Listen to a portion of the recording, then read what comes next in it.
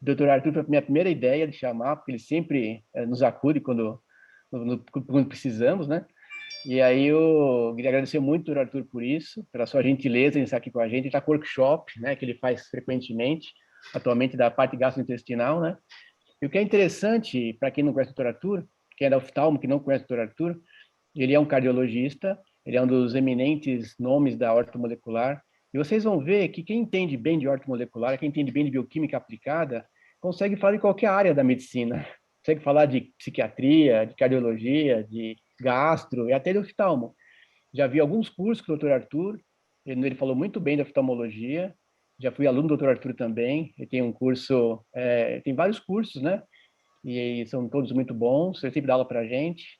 E, então, Dr. Arthur, eu queria agradecer bastante o senhor, é um prazer para nós ter o senhor aqui.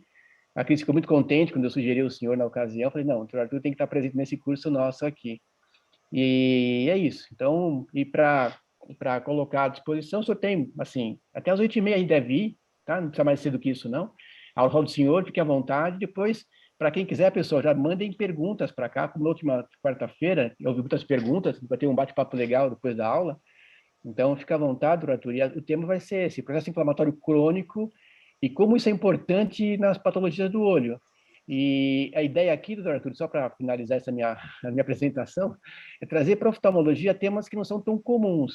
E o processo inflamatório crônico é fundamental entendermos e sabermos para conseguirmos ter uma ideia de como é que se procede isso, como é que se processa isso nas doenças oculares. Então, a palavra está com o senhor, doutor Arthur.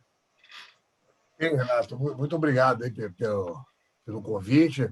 Sempre tem um prazer de estar aqui com você e com os colegas, né? Os alunos, futuros colegas. É sempre um bom papo a gente conversar sobre medicina e principalmente sobre esse novo olhar, né? A gente está falando de oftalmologia, né? Esse novo olhar, essa nova visão, né? Que a medicina está procurando achar, né? Uma parte do nosso trabalho é divulgar mesmo, né? Fazer uma divulgação disso e tudo que a gente fala, tudo que aplica, é tudo baseado em medicina e evidência, né? Porque eu sempre falo, não existe revista de ortomolecular. A gente tira esse aprendizado das revistas indexadas, Circulation, Gut, Neurology, Cardiology, e por aí vai, Ophthalmology, né? Psychiatry, e tudo por aí. Aí que vai tirando os artigos. Só que quando a gente lê um artigo que fala de tratamento, muitos artigos falam um pouquinho da fisiopatologia antes de entrar no tratamento. E a gente olha essa fisiopatologia, né, e percebe que é o trabalho que a gente está fazendo. Então, tudo aquilo que o autor está descrevendo, por que houve essa lesão no vaso tal, por que houve essa lesão na retina, por que deu catarata, aí está falando lá de oxidação, inflamação, glicação, que são palavras que a gente conhece muito bem, e não só conhece, a gente atua clinicamente, quer dizer, a gente atua de forma terapêutica, né, e preventiva com esses conceitos. Isso é muito importante. Então, a gente procura fugir muito daquela que eu considero até, talvez seja um pouco forte, dessa simplicidade que a alopatia olha a doença, né? Que é uma coisa de tirar sinal e sintoma. Não há uma preocupação, na grande maioria das vezes, de estudar por que o indivíduo chegou a tal ponto. Quer dizer, você retirando as doenças infecciosas, que aí quando você sabe o agente agressor, né? O HIV, o HPV, o bacilo de Koch na tuberculose, o treponema pálido nas sífilis, que tirando isso, as outras doenças ficam todas na base do essencial. Não se sabe, essencial, é assim mesmo, tem que usar o remédio para reduzir a dor, usar o remédio para tirar a depressão, tirar o remédio para isso e para aquilo. E, com isso, você fica muito longe do fator causal das doenças, o que é péssimo para o paciente, é péssimo para a doença. Né? Quando você tem uma amidalite, toma aqui um antibiótico, acabou, você sabe que há 4, 5 dias acabou aquilo ali. Né? E mesmo doenças crônicas, tipo virais, como HPV, HIV, por aí, né? Você reconhece o agente, fica tomando um antiviral, acabou. Mas isso é uma parcela das doenças que acometem os humanos. Né? Tem aquele livro lá que tem a lista das doenças, o CID, né? Tem umas 5.000 doenças ali. Excetuando as doenças infecciosas, como eu falei, você sempre conhece o agente causal, ou quase sempre, o mais deve somar umas 3.000 doenças. Vocês podem acreditar que tem 3.000 causas de doença? É claro que não. É óbvio que não. As doenças começam de uma forma muito similar, né, e evoluem de forma similar. Agora, a particularidade é qual órgão que ela atinge. Então, você estuda o coração, estuda o olho, estuda o cérebro, estuda o intestino, é sempre a mesma conversa. Então, eu dou aula de neuroinflamação na psiquiatria, dou aqui um bate-papo na oftalmologia, na cardiologia. Não é que eu sou gênio, não, longe disso. Pelo contrário, eu sou, no mínimo, esperto. Gênio não, eu sou esperto. Por quê? Porque as causas são sempre as mesmas dessas doenças, excetuando as infecciosas. Então, quando você faz uma ação anti-inflamatória, você aprendeu a mexer com inflamação sem usar anti-inflamatório, né? Você é capaz, então, de ajudar o paciente de qualquer área. Então, você vira aquele clínico geral que consegue ajudar qualquer pessoa. É claro que precisa do especialista, óbvio. Eu não vou tratar catarata, não vou tratar uma DNRI sozinho, isso não existe. Você tem que ter o especialista que está ali na ponta, resolvendo. Mas o que a gente quer divulgar não é eu tratar uma doença do olho, é eu tentar esclarecer para o oftalmologista ou para o cardio, para o neuro, que está muito ligado à sociedade, que os fatores causais devem ser de conhecimento de qualquer médico. Então, a doença do olho, nós sempre aprendemos, né, na faculdade, né, que o olho era uma porta de entrada do corpo sem você furar nada. Né? Você olhando o olho, o fundo do olho, você tinha essa ideia do que poderia estar ocorrendo. Né? Isso é uma tremenda verdade. Agora, eu acho que o oftalmologista, as classes, têm que fazer o contrário agora. Eles é que têm que olhar para o resto do corpo. Porque o resto do corpo é que está levando a muitas doenças do olho. Então, quando você vê a glicação, uveites, a desviação da mácula e glaucoma, isso tem uma interação com o processo do corpo muito grande. Não são doenças exclusivas do olho. Né? É só, claro, que a inflamação que acontece no olho não é a mesma inflamação que acontece na tireoide. Quer dizer, aliás, o processo é o mesmo, mas a consequência é diferente. Mas o processo é o mesmo processo, não tem diferença nenhuma de um processo de uma tireoidite, de uma doença inflamatória no olho. São as mesmas células, macrófago, linfócito, célula dendrítica, é a mesma turma. Citocina inflamatória, é tudo igualzinho. Né? Agora, uma pessoa está com o olho, na outra está com a artéria coronária, na outra está com o cérebro. Então, quando você passa a entender esse processo, você consegue ajudar os pacientes num todo.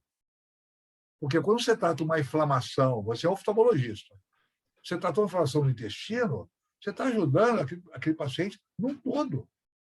Que aquela inflamação ela pode desembocar em qualquer órgão. Então, esse é um fato importante. Deixa eu passando aqui, então, os slides. Aqui está o meu e-mail, meu site. Qualquer dúvida, depois fica à vontade. Né? Então, qual é o terreno biológico, né, comum que se encontra nos portadores de doença crônica e com alto risco de mortalidade? O que essas pessoas têm em comum? Né? Os hipotireoideus, os Parkinson, Alzheimer, esse é um processo inflamatório crônico estéril. Mais de 90% das doenças, excetuando a infecciosa, que também tem uma inflamação, mas é uma inflamação aguda, não me interessa aqui na nossa conversa, não, mais de 90% das doenças têm um fundo, que é um processo inflamatório crônico estéril, quer dizer, a inflamação ocorre sem presença de bactéria, sem presença de vírus. Mas é um processo que envolve as mesmas células, caso fosse uma inflamação por bactéria, por vírus. Que a resposta inflamatória ela é muito semelhante, tem ou não tem a bactéria. No fundo, você envolve as mesmas situações. Só que, normalmente, a bactéria ou o vírus é uma doença aguda, como é o Covid agora. É uma doença aguda, é inflamação aguda. Inflamação como infecção. O leigo, para ele, inflamação é infecção, não é verdade. Né? Inflamação é uma resposta do corpo, o corpo sente-se agredido, aí libera células inflamatórias com ou sem ser vivo, com ou sem vírus, com as bactérias. A inflamação é a resposta de defesa do corpo. O corpo é atacado, ele responde. Né? e ele pode ser atacado por bactéria ou não. Então, a nossa conversa hoje é processo inflamatório crônico estéril, não envolve nenhum tipo de bactéria ou vírus ou parasita. Esse slide aqui é interessante, que ele mostra aqui um ataque microbiano ou um ataque estéril vai emitir substância a partir de qualquer órgão, pela coração, diabetes, câncer, doenças do intestino, artrite reumatoide, por exemplo, doenças do cérebro, doenças da pele. Faltou só doença do olho aqui, ter botado o olho em homenagem a todos aqui. Pulmão, tudo isso é inflamação crônica. A inflamação crônica pode atingir qualquer órgão. E como é que você determina? A inflamação crônica ela é assintomática. Não tem aqueles sinais claros da inflamação. Calor, rubor e dor. Né? O sinal do Celsius, aquele romano Celsius. Não é o Celsius da temperatura, do grau, não. É o Celsius romano. Ele que foi o primeiro, a pessoa que escreveu calor, rubor e dor, né? Sinais de inflamação. Essa inflamação crônica não tem sinal nenhum. Nenhum. A pessoa não percebe nada, não está com dor, não tem nada inchado, nada. E como é que você, então, descobre que ela está inflamada? Por exame de laboratório. O laboratório é essencial. Então, está aqui alguns marcadores. PCR, retina, triglicerídeo alto, HDL baixo, glicose alta, insulina alta, né? Leptina, ácido úrico, gama-GT e algumas citocinas inflamatórias. Então, é um exame de laboratório. Você pede o exame de rotina, o paciente chega para você, vem fazer um check-up. Você pede isso aqui. Ou ele já vem com alguma doença, ou um sintoma cansaço, perda de memória, né? Qualquer coisa assim, você pede os exames. E aí, se alguns deles forem elevados, você fala, poxa, você está com inflamação crônica. Doutor Né? Arthur, Oi. deixa eu só aproveitar. Então, o senhor sugere esses exames para nós, oftalmos, pedimos para os pacientes visando a identificação do processo inflamatório crônico estéril. Como é que é, Renato? O senhor sugere esses exames aqui para nós, oftalmos? Sim, esses exames são... existem exames aqui que são mais caros, os avaliadores é um exame caro. Né? Mas, por exemplo, PCR, ferritina, isso é barato, né? Eles são exames comuns de medicina. Tá? Eu gosto muito de pedir a curva de insulina e a curva de glicose, porque me dá muita... Não apenas a glicose em jejum, ou a insulina em jejum, nem a pós-prandial. Prefiro aquela curva clássica, 0, 30, 60, 90 e 120 minutos, porque a insulina elevada é um dos maiores marcadores de inflamação que existem. A insulina sempre sobe na inflamação, mesmo não tem nada a ver com a diabetes. Nada, não tem nada com diabetes. O pâncreas dele está bem. Pelo contrário, quando a insulina sobe, isso é sinal que o pâncreas está funcionando muito bem. Né? O problema é que a insulina, a impossibilidade da insulina funcionar colocando açúcar dentro da célula, chamada resistência à insulina, é um dos maiores marcadores. Porque toda vez que a célula está inflamada, uma célula muscular, que é aquela célula que mais capta glicose no corpo, é o músculo, né? E essa célula tem receptor de inflamação. Então, toda vez que você está inflamado, a insulina sobe. Então, é um grande marcador, né? A leptina, o gordinho, né? IMC alto, aquela cinturazinha mais gordinha, isso são importantes. A relação ômega-6 e ômega-3, ômega-6 é um óleo vegetal que dispara substâncias inflamatórias, né? E o ômega-3 é o contrário, é anti-inflamatório. Então, são dados importantes.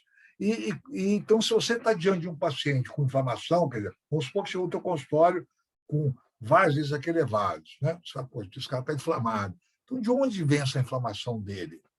Não é bactéria, não é vírus. Por quê? Então, aqui nós temos alguns quadros muito comuns de se inflamar. O obeso. Por quê? Porque tem muita gordura. A gordura emite substância inflamatória. A oxidação, já sei que vocês tiveram uma aula de oxidação. O estresse metabólico, que é o da insulina. A insulina está alta. Quando você tem algum problema de agressão no corpo, da imunidade inata, a insulina sobe. O indivíduo intoxicado, metal pesado, chumbo, mercúrio, inseticida, agrotóxico, quer dizer, todo mundo. Porque hoje a gente vive num planeta extremamente poluído e o poluente funciona como um agressor, como se fosse uma bactéria, um vírus. O leaky gut, isso aqui pode ser traduzido como o intestino que vaza, quer dizer, o intestino que deixa passar substâncias da luz intestinal para a corrente sanguínea. Claro que do intestino só pode passar o quê? Aminoácido, vitamina, mineral, comida, carboidrato, proteína, etc. Mas nada pode passar. Pedaços de bactéria, toxinas, nada pode passar. Mas quando o intestino está ferido, vamos dizer essa palavra assim, ferido, como se formasse alguns buraquinhos, e aí penetra a substância liquidante, né, que a gente dá esse nome de liquidante, o intestino que vaza. É uma causa, talvez hoje em dia, a mais principal, a mais estudada em todo o mundo, para explicar inflamações pelo corpo. A dieta ocidental, né? Muito ômega 6, muita gordura saturada, muito pouca fibra, dieta lixo, né? E, logicamente, essas pessoas que se alimentam mal, que tem muita caloria na dieta, até brasileiro, arroz, feijão, né? Carne e batata frita. Cadê fibra? Não tem fibra nenhuma. Ele não tem mineral, não tem vitamina adequada, então fica um indivíduo, isso pode disparar processos inflamatórios. Então, a gente pesquisa isso. No olho, né, diretamente no olho, a gente sabe que a inflamação existe por vários processos que atacam a retina, né, que vêm a partir de disparo de inflamação. Então, você tem uma célula epitelial aqui, retina, e essa célula tem receptores de imunidade inata. Olha, Toll-like receptor. Quer dizer, você imagina, o olho percebe bactéria, o olho percebe se tem vírus, né? E ele não é um órgão imune, né? Mas ele tem receptor. Assim, o músculo também tem. O músculo tem o mesmo receptor no músculo. Sabe? Quando o músculo está inflamado, ele dispara insulina. Insulina. Então, reparem aqui, ó, um receptor de defesa inata, qualquer bebezinho tem isso, né? Vem uma substância agressiva, isso aqui é um lipossacarídeo, sabe de onde é isso aqui? De bactéria gram-negativa do intestino. Pedaço de bactéria. A bactéria morre no intestino aos milhões por dia. Né? Claro que morre, são trilhões de bactérias, morre. E essa tem que sair o quê? Tem que sair pelas fezes. Mas se você tiver o tal do leaky gut, que eu falei, a tal feridinha, ele vai penetrar. E ele é um agressor para o corpo. O corpo percebe que ele é um agente agressor. Então, ele está navegando. Ele pode parar no olho, parar no cérebro, parar na tireoide, parar no pâncreas, no fígado, e aí ele vai, o receptor olha aquilo ali, percebe, o receptor é para isso, e dispara, então, o quê? Uma resposta inflamatória. Então, está lá, em um estado inflamatório. Tem uma proteína aqui dentro da célula, chamada NF-kappa-beta, não é? E aí vai liberar o quê? As tais citocinas pró-inflamatórias. E vai atacar sua retina. E vai atacar qualquer coisa, cristalino, o que for, no caso de vocês em particular, que é o olho. Então, se você tem um processo inflamatório crônico, você não está percebendo, porque quando o paciente chega para você, já está lesado. Ele já lesou.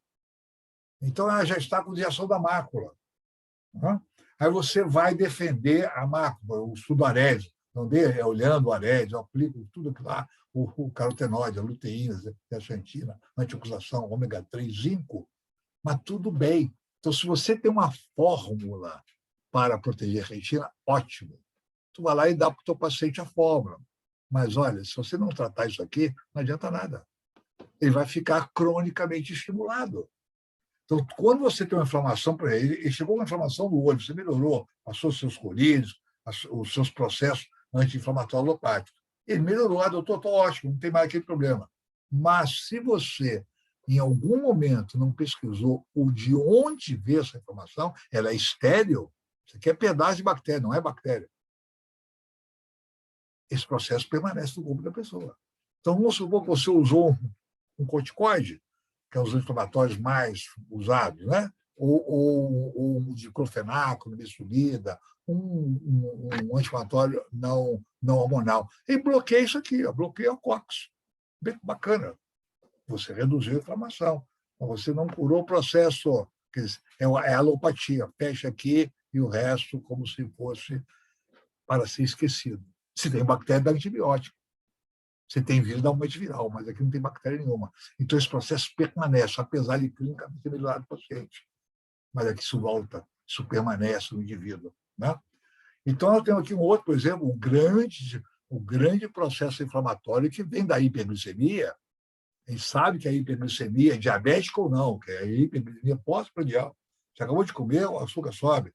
Essa hiperglicemia ela pode liberar radicais livres de oxigênio, vocês já viram isso, mas também libera processo inflamatório. Vai levar processo inflamatório. Dá lá, citocina pró-inflamatória. Inflamou. Então, repare, então, não tem bactéria na hiperglicemia. Não tem bactéria nenhuma aí. É uma resposta do corpo, porque hiperglicemia o corpo encara como agressão. Você está mudando a concentração de açúcar no vaso sanguíneo e aquilo ali é agressão. Por isso que as pessoas que comem com muita frequência durante o dia, principalmente alimentos que liberam açúcar, envelhecem suas artérias mais rapidamente, envelhecem o seu rim e por aí vai. A diabetes é a doença que mais envelhece qualquer pessoa. Então, vocês estão mostrando aí por quê. Aí nós vemos também aqui a hiperglicemia, como lá, lesão pró-inflamatória.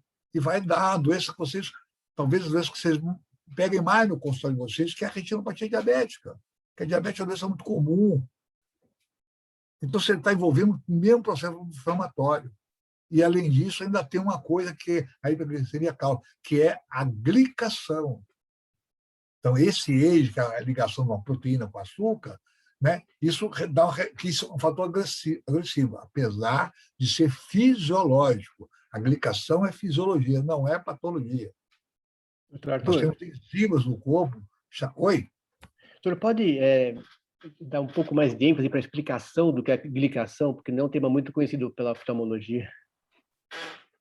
Não, a glicação é a união de uma proteína com açúcar. Então, toda vez que um açúcar encontra uma proteína, ele pode glicar a proteína, ele reage com a proteína. É como se você pegasse o açúcar, botar numa panela e esquentar, vira um caramelo.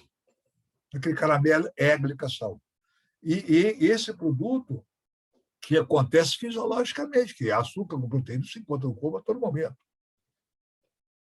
Mas só então nós temos uma enzima chamada glioxalados que vai varrendo isso aí. Só que tem um limite. Então, você come açúcar em demasia. E se você tem muita proteína também em demasia, na circulação sanguínea, ou dentro dos vasos, ou da célula, forma esse AIDS, que em inglês é Endpoint Glycation Advanced, né? Produz sinais da glicação avançada. Essa molécula é altamente agressiva. Ela tem um receptor chamado RAGE e funciona como bactéria. Quer dizer, esse receptor vai estimular uma cascata inflamatória. Cara, isso aqui não é bactéria, mas está fazendo um papel de bactéria na resposta inflamatória. Aí você vai ter a lesão da retina, porque lá vai chegar o quê? Quando você inflama, o que chega quando você inflama? Leucócito, macrófago, célula dendrítica, citocina inflamatória, às vezes anticorpo, se for linfócito. Então, você tem uma lesão aqui. Então, não basta você... então, olha, você está com essa lesão, vai ter que fazer isso aqui, tem que abaixar seu açúcar, sabe? Quer dizer, tomar aí um remédio para reduzir a glicação, um remédio para reduzir a ação do açúcar, mas você tem que olhar isso aqui. Se você não fizer um tratamento anti-inflamatório que bloqueie essa proteína NF-kappa-beta, o sucesso fica pequeno. Você sempre vai ter um sucesso, porque você está fazendo um antidiabético, no caso do diabetes, está fazendo um vasodilatador, são casos. Mas o sucesso vai aumentar muito mais se você combater a oxidação, que o doutor Renato já me falou que já tiveram aula sobre isso, e combater o processo inflamatório, mas sem usar corticoide. Quer dizer, porque isso aqui é uma coisa, às vezes, para a vida toda. Tem pessoas que essa lesão aqui é eterna, e você não pode usar corticoide eternamente, de forma impune. E nem vai poder usar anti-inflamatório também de forma impune. Paga-se um preço para usar essas drogas, anti-inflamatório hormonal ou não. Então, nós vemos aqui, a glicose, você comeu o teu açuquinha aí, ela sofre autooxidação, ela pode ir para a via chamada via do sorbitol, frutose, formar esses produtos de glicação, esses AIDS, né? Que se mede lá, você pode ver lá, quanto está a hemoglobina glicada. Nunca está zero. Está 5,5, 6, 7, não é zero. Aqui é um processo que é formado no corpo. Só que quando ela está exacerbada, a tendência desse AIDE é responder, como vocês viram no slide anterior, com uma resposta pró-inflamatória. E a inflamação vai lesar qualquer tipo de célula. Olha aqui, isso aqui está num livro meu, olha aqui, olha lá. Hiperglicemia. Repara que eu não botei diabetes. Hiperglicemia. Forma AIDE. Aí tem o receptor do AIDE. Entrou lá, liberou lá, NF-kappa-beta. Citocina inflamatória. Vai fazer uma lesão no nervo, na baía de Melina, vai dar neuropatia diabética, nefropatia diabética, retinopatia diabética, vasculopatia diabética. Então, isso é grave. Aqui vocês recordam da aula. Isso aqui é um radical livre, oxida. Aí você é obrigado a usar antioxidante, vitamina C, vitamina E, para tentar combater essa agressão. Mas isso é um processo inflamatório que não se trata com anti-inflamatório. Vou dar um exemplo aqui, dois alimentos que vocês conhecem muito bem que bloqueiam isso aqui, que é a curcuma e o resveratrol. Bloqueia o NF-kappa-beta. Mas você sempre tem que se perguntar, legal, usei curcuma e NF-kappa-beta, bacana. Você está tendo um pensamento alopático. Vou dar um remédio para silenciar. Mas o que levou isso aqui? Foi esse cara aqui, ó. E por que ele está com hiperglicemia? Antes da diabetes, você fica hiperglicêmico, porque tem processo inflamatório crônico. E de onde vem esse processo inflamatório crônico? Como eu falei, 90% vem do tubo digestivo. Vamos chegar lá. Então, vou dizer para vocês agora quais são as alterações bioquímicas, biofísicas, que acontecem numa célula, que faz a célula disparar a inflamação. Vou dizer agora 5 ou 6 causas de inflamação dentro da célula.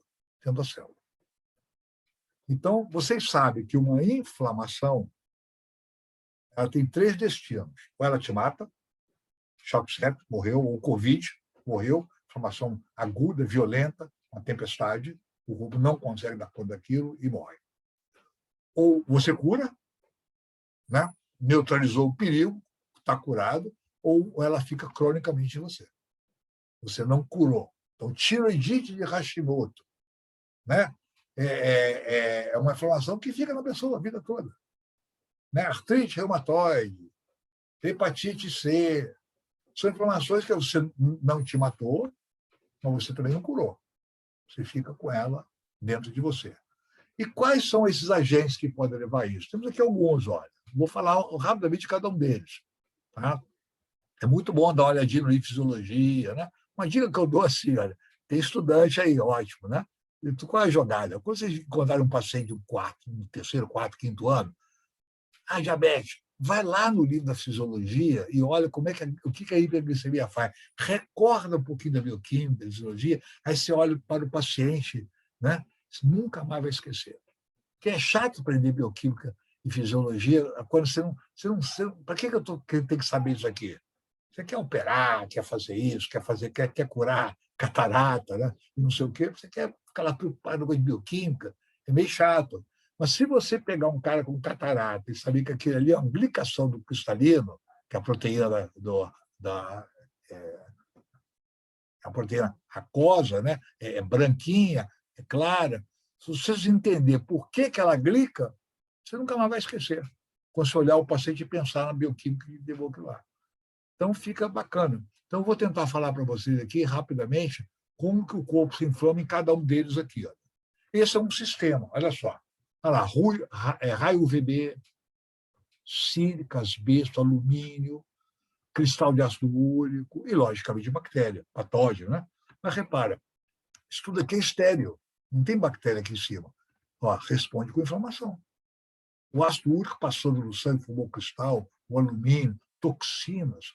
Então, a inflamação é estéril. Então, porque isso é agressão do corpo. Alumínio é agressão, toxina é agressão. Então, ele não quer saber se é bactéria ou não. Não é bom para ele responde com o processo inflamatório, que é um processo para tentar matar o agressor. Só que você não mata a sílica, você mata a bactéria. Então, você tem uma resposta inflamatória que não há uma distinção no sistema imune inato. Tem um agressor e reage. Não importa se ele é bacteriano ou não. E o que eu poderia fazer para reduzir isso aqui? O que eu poderia fazer, fornecer a um indivíduo para reduzir esse processo? Não usar nem corticoide e nem vou usar anti-inflamatório hormonal. É claro, fazer desintoxicação, retirar alumínio, né? Melhorar os cristais de urato, lógico. Né? E também, olha aqui que ajuda. Olha lá, resveratrol, romã, chá verde, curcuma, canela, vitamina C, melatonina, vitamina D, lactoferrina, tudo aqui são proteínas. Lactoferrina é uma proteína do sistema urinário. Ela está na lágrima, ela está na saliva, ela está no leite materno. É uma substância que nos defende. Então, você pode fazer então um tratamento anti-inflamatório sem estar usando nenhuma droga agressiva. Você pode usar isso aqui, é um desafio, tanto da dieta quanto mandar fazer em cápsula, para você então aumentar a sua defesa caso você esteja inflamado. Esse é o disparador 1. Esse aqui é o disparador 2, né, que dispara a inflamação. O que é disparar a inflamação? Você ativar o sistema imunológico. Disparou. Ele estava lá quieto, vigilante, quieto. Vigilância armada. De repente começa a disparar, que é a citocina. Ele está lá vigilante, como uma sentinela de um forte, né? Ele está vigilante, olhando, percebendo. De repente, ele é obrigado a disparar. Qual é o fator que dispara? Olha lá, radical livre, vocês viram isso aí. Então, radical livre, a oxidação dispara. Inflamassoma, disparou. O inflamassoma vai e libera a citocina inflamatória que vai lesar a retina, o órgão que for. Então, radical livre dispara inflamação, inflamação dispara radical livre. São irmãos gêmeos, gêmeos diabólicos, um mandando para o outro. Então, sempre que você está inflamado, você vai ter que fazer alguma coisa de antioxidação, né? E procurar a causa, sempre na causa. O alopata é essencial, tudo dele é essencial. Mas isso está escrito o quê? Isso foi tirado de onde? De fisiologia e de fisiopatologia. E ele sabe que não pode tratar a inflamação crônica tomando remédios anti-inflamatórios e corticoides. Então, como é que você controlaria essa oxidação? Você aprender lá. Vitamina E, vitamina C, carotenoides, resveratrol, gengibre, curcuma, ácido lipóico, tudo são os antioxidantes. Né? O que eu botei aqui, asteriscos, antioxidantes, sintetizados no corpo humano. Nós não sintetizamos vitamina E, nem C, nem carotenoide, nem essas plantas aqui. Nós temos que tirar da natureza, tirar do alimento, que tem uma coincidência biológica, né? O que é bom para a planta, muitas vezes é bom para a gente, às vezes é veneno, não dá. Mas o resveratrol é um antibiótico para a planta. Né? Estão ali para defender a planta contra praga, contra raio solar, poluição, etc. Esses dois aqui são considerados no corpo humano. Vamos ver agora um outro disparador que é muito ligado a vocês, que é a isquemia e reperfusão. Né? Vocês sabem, aquela cegueira da prematuridade. Né? A criança nasce com uma hipóxia, o colega anestesista é obrigado a oferecer oxigênio para aquela criança, ela fica cega. É um fenômeno de isquemia e perfusão. Então, sempre que você tem um vasinho que fechou um vaso, por qualquer motivo, né, uma coronária ou um vaso do olho, que sofreu um processo isquêmico, quando reperfunde, aí que a lesão aparece. E é explicado por isso aqui. Né? Quando você isquemia, você perdeu o teu ATP, o ATP começa a ser... Ele cai, uma das fontes de ácido úrico é ATP caindo, né? O ATP quando é degradado. Ele vai virar totalhipoxantina, xantina, ácido úrico. Então, você mete o ácido úrico está 6, 5,5. Uma parte dele é pela degradação do ATP. Quando você tem ácido úrico alto, o que o médico passa? Ziloric, alopurinol, né? Que vai aqui e bloqueia essa enzima da síntese do ácido úrico. Então, eu tomei lá, meu ácido estava alto, então me deram o alopurinol, Ziloric, caiu. Caiu porque bloqueou essa enzima. Só que quando a síntese do ácido úrico, normalmente, é feita com uma enzima chamada xantina, uma enzima que participa disso, xantina desidrogenase. Né? E essa xantina usa a vitamina B3 como doadora de elétron. Quando isquemia, o ATP cai, né? Caiu, normal, natural, fisiológico, mas quando você reperfunde, que dá alguém para a criança, hipóxia, acabou de nascer, o que acontece? A enzima, ao invés de se chamar xantina desidrogenase, ela muda, faz uma alteração alostérica e passa a formação de xantina oxidada. Olha, não, oxidada. Ela usa o oxigênio. Quem doa o eletrooxigênio? Quando alguém doa o elétron, vira um radical livre. Esse radical livre é nefasto. Então, quando vocês estiverem diante de uma patologia de isquemia, tá? façam antioxidantes tipo melatonina, tipo N-acetilcisteína, que vai reduzir essa agressão, a sequela de um processo de isquemia e perfusão. Vocês vão fazer isso a priori.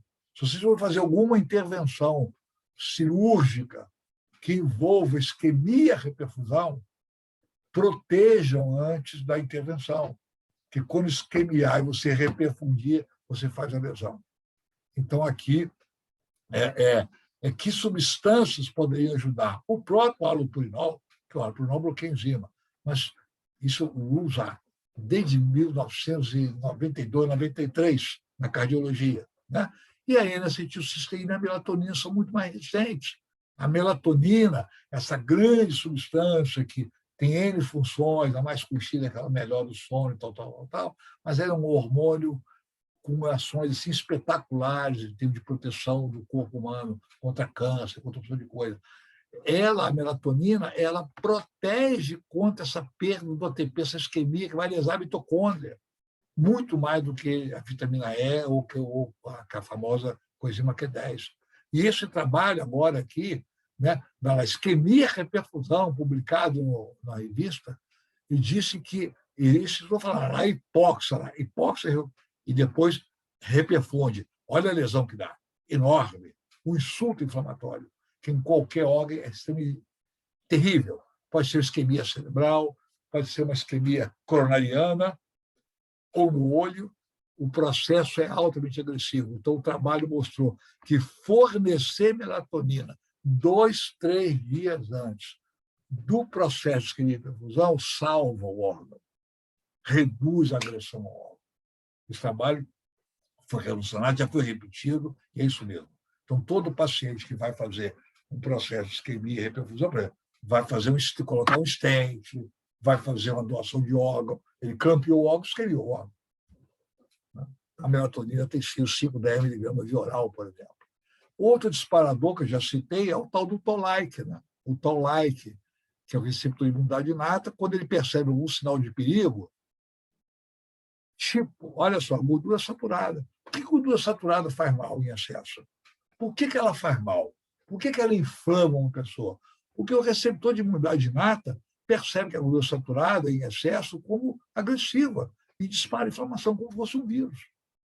Por isso, todo mundo sabe, gordura saturada é mal. Agora, uma boa ideia para você, colesterol não é gordura. Isso é balela da cardiologia. Colesterol é um álcool, não é gordura. Ele se mistura na gordura, mas não é gordura. O que foi o grande mal é a gordura saturada. Então, olha aqui o Toll-like, aqui, ó. Ele está ali na superfície da célula. E olha o que ele lê. Olha lá.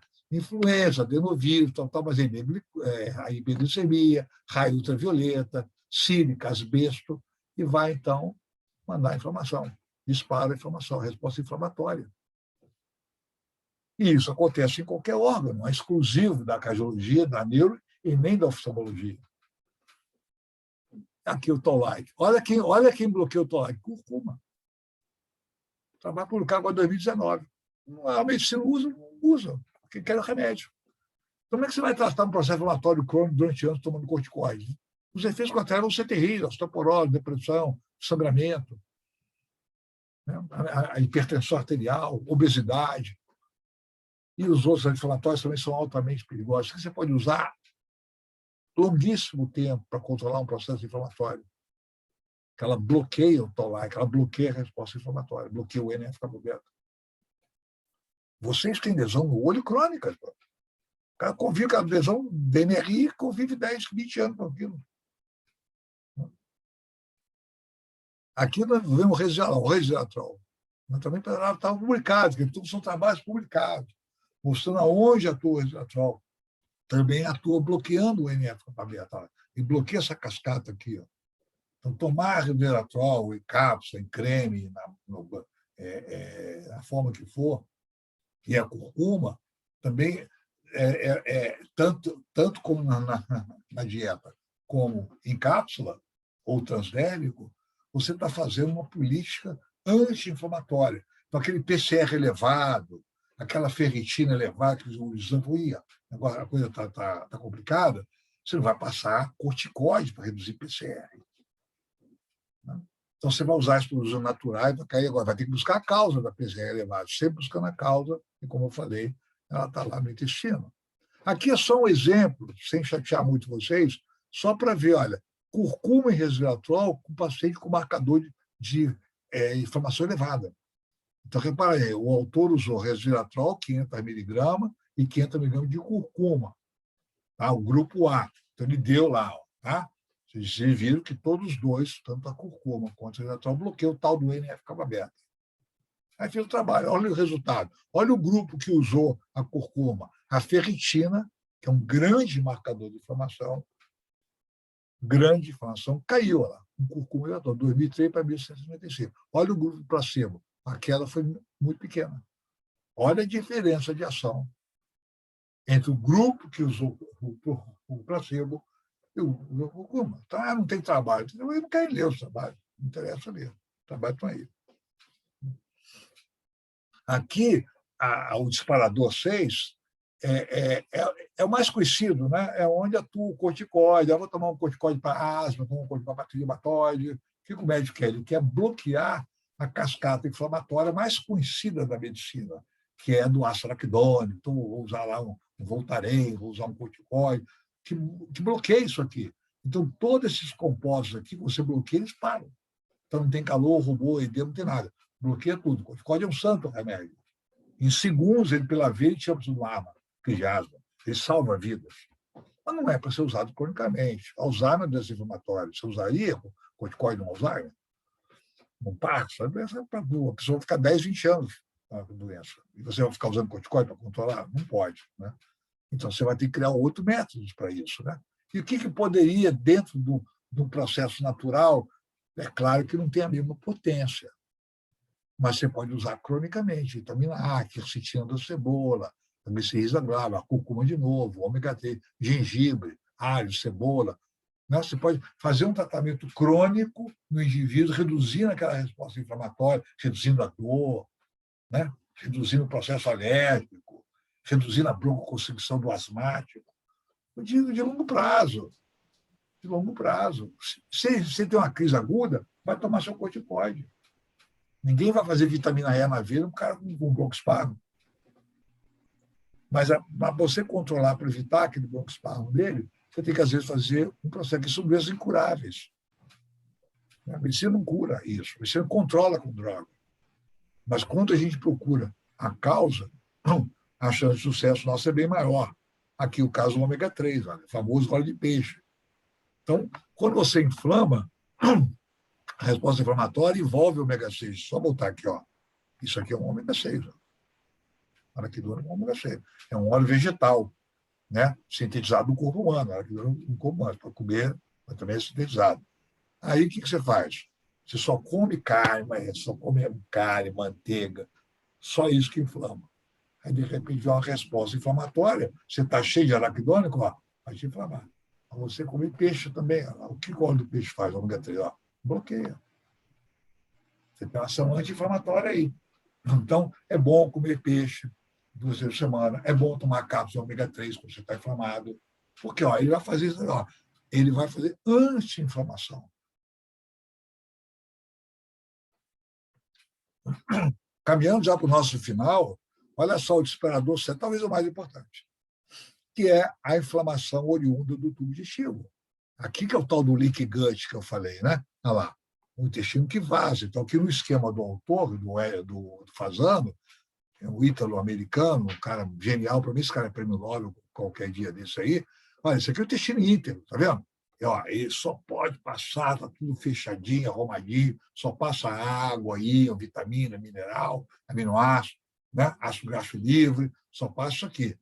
De repente ele inflamou, fez um buraco, como eu falei, olha lá, vai passar qualquer coisa. Vai passar o que não deveria. É como deixar a porta aberta da tua casa. Né? Ou no lugar que tem mosquitos, deixa a janela aberta, vai entrar. Então, você tem o intestino saudável, que vai te dar homeostasia, tolerância de mucosa. De repente, você quebra a tolerância, entra o dano tecidual, a inflamação crônica. E essa inflamação vai virar sistêmica. Ela vai virar sistêmica. que entrou, passou no intestino corrente sanguínea. Ela vai ser uma tentativa de pará-la no fígado, mas lá o macrófago do fígado, que é o câncer, também tem seu limite, ela entra com corrente sanguínea. Vai atravessar a barreira cefálica, vai atravessar a célula epitelial do olho e por aí vai. Vai se espalhar pelo corpo. Então, você tem o teu intestino, você tem um nível de bactérias amigas, né? Que são capazes, então, de te defender. Mas se você perdeu essa bactéria amiga, tá? Essas toxinas bacterianas podem fazer, por exemplo, câncer no próprio intestino ou fazer um dano e aí migrar para o sangue e vai embora. Então, hoje em dia, nessa medicina moderna, você não pode mais tratar as doenças como se não existissem. Então, vou dar um remedinho para o Alzheimer, um remedinho para o Parkinson, está aqui uma vitamina para a sua DMRI, sua luteína, sua regenerantina, e achar que isso basta. Não basta. Você vai ter que avançar. E se avançar, o que é? Para cá, aprender a tratar aqui. Senão você vai ficar, você não vai ter uma evolução tão satisfatória quanto se desejaria, e principalmente o teu paciente deseja. Então, vocês veem aqui no olho, olha lá, ceratite, glaucoma, tudo isso aqui, retinopatia, olha lá, de onde vem? Tudo mexeu. Então, cada médico, ou ele começa a trabalhar com alguém que entenda, fala, olha, eu sou oftalmologista, no caso de vocês, eu vou tratar aqui a minha área, mas eu sei que andei estudando, fiz meus cursos e congressos, que muitas dessas patologias são originadas do intestino. Então, você vai ter que tratar, porque senão você vai ficar crônico. Então, você vai ter o glaucoma, piora. Se você corta o agente, a tua resposta ainda melhor. Mesma coisa DMRI. Se você tratar aquela diabetes, vai ser muito menos agressiva para o olho do que uma diabetes que o indivíduo não está tratando fator causal. Não é só baixar açúcar. É claro que baixar açúcar ajuda, mas se você cortar a inflamação, vai ajudar muito mais. Olho seco e por aí vai. Então, é uma outra visão que você tem que ter. Ou você vai e aprende. Então, eu vou aprender, não é nenhum mistério. Então, eu vou aprender um cara que eu vou saber, quando chegar meu paciente aqui, eu sou oftalmologista, eu vou começar, então, a perguntar para ele como é que o intestino dele funciona. Vou pedir alguns exames do intestino. Eu fiz isso com a minha cardiologia. Depois de 5 anos, 8 anos, não é mais cardiologia, virei um clínico. Comecei a usar esses conceitos assim, mais ou menos em 1991, 92, 93, que eu dei uma guinada violenta, um cara de cardiologia ficar passando reto para a pressão para baixar a pressão. E mudei totalmente. Então, é a mesma coisa. Você pode saber, e aí encaminha para alguém que, se você não quiser, mas eu acho legal estudar. Você é teu paciente, aquele é meu paciente, é meu paciente. Não sei lá, aquele ali é meu olho, não é o paciente, é o olho que você está tratando apenas. O legal é quando a gente trata a pessoa inteira. E aqui, também, ela mostrou, olha lá, né? Doenças do olho, como a uveíte, aqui, olha aqui, microbiota do intestino vazando, né? E fazendo lesão no olho. Migrando. Você sabe que migra, a bactéria migra na corrente sanguínea, e às vezes dentro de célula dendrítica. Vocês sabiam que o local que a mamãe faz o leite tem bactéria ali? Você sabia que quando a mãe amamenta seu filho, ela está passando bactéria boa para o neném? E como é que essa bactéria chega na mão? Dentro de célula dendrítica. Dentro de célula dendrítica. A célula dendrítica do intestino, nós temos microbioma no pulmão, na pele, no olho, no fígado, logicamente no tubo digestivo inteiro, boca, estômago e tudo, mas também em muitos órgãos. E como é que a bactéria chega lá? Como é que a bactéria chega lá onde estão as glândulas que sintetizam o leite? Porque a célula imunológica leva a bactéria amiga, tá? Para fazer uma flora em cada parte do corpo que precisa. No nariz, no olho, na vagina. Olha que barato é isso. É muito moderno. É muito moderno. Agora, se você tem um intestino que é uma tragédia, porque você tem desbiose, você come gordura o tempo todo, não come fibra nenhuma, você não alimenta a tua flora. Que tipo de bactéria a tua flora vai levar para os outros órgãos? Porcaria. Então, hoje em dia, eu trabalho muito com isso, eu fui trabalhar lá na obstetrícia, cara. Né? Porque a obstetrícia começava a mandar pacientes para mim que estavam péssimos, ia engravidar, estava um horror. Então, melhorando o intestino, fazendo as bactérias amigas, fazendo as fibras da dieta, mudando, emagrecendo, arrumando, para ser mãe. Para ser mãe. Eu acho que devia ter uma política de governo, não é pessoal. Que o que interessa para o Estado é pessoa saudável. Para todos nós interessam crianças saudáveis, não é criança doente, que é um preço de sofrimento humano e custo financeiro para o país, para todo mundo. Então, interessa o quê? A mãe saudável, para gerar filho saudável. Senão fica ao acaso. Isso não depende de dinheiro. Tem muita mãe com posse aí que só come o quê? Toma álcool, fuma, come porcaria o tempo todo, vai engravida. E o pai também, né? Que o pai também passa informação pelo espermatozoide. Só que a mãe é mais responsável, que a criança fica ali 9 meses. Tem uma responsabilidade maior do que a do pai. Meu pai também tem, claro. O filho é dos dois. Então, repara como é que essas coisas vão evoluindo. Né? E as bactérias chegam na placenta, chega a bactéria. E já se está discutindo que algumas eclâmpsias, pré-eclâmpsias, podem estar sendo disparadas por esse processo de microbioma intestinal inadequado. Então, você vai evoluindo muito esses conceitos. Né? E aqui chega a ser o último slide, mas é um slide que eu uso muito para explicar, né, isso. Olha só, o paciente chega para você com a doença musculoesquelética, artrose, artrite, etc., osteoporose, endócrina, né, tiroidiana, suprarrenal, Addison, Hashimoto, o que for, cardiovascular, imunológico, sistema nervoso, centro urinário, para botar aqui olho. Isso é uma inflamação, as doenças inflamatórias estão aqui. E de onde vem essa inflamação? Se você excluiu bactéria, elas vêm quase a totalidade do tal do leaky gut, que é um intestino que, vocês viram naquele diagrama, perdeu a capacidade seletiva, que é um órgão altamente seletivo, é uma mucosa altamente seletiva, perdeu, não consegue. Por que ele perde? Porque o uso abusivo de anti-inflamatório, corticoide, analgésico, né? Infecção, claro, infecção do próprio intestino, doença do próprio intestino, doença de Crohn, uma coisa seletiva, né? Desbiose intestinal, quer dizer, muito bactéria ruim, Clostridium, Cândida e por aí vai, e as bactérias boas, que a maioria chama de lactobacillus, mas são milhões de espécies, as toxinas do meio ambiente, tudo isso pode, inflamando. Isso pode levar anos. E um belo dia, tua PCR sobe, tua ferritina sobe, você está assintomático, não sente nada. Que a inflamação crônica precede a doença de anos. Ninguém anoitece bom e amanhece com Alzheimer. Isso não existe. Ninguém anoitece bem e amanhece com DMRI. E a DMRI são anos para instalar uma DMRI. As coisas vão te comendo. Até que um dia aí vem. A minha vista não está boa. Você não ficou doente aquele dia percebeu. Aí você vai no oftalmologista, ou vai no neurologista para Alzheimer, para tua memória. Mas começou muito antes. A doença aguda é que assim, se amanhece, anoitece bem, amanhece com Covid. Aguda, algum dia a bactéria vai. Isso aqui não, é lento, vai te comer pela beirada. Então, qual a única forma de você fazer prevenção disso? Fazer exame laboratorial.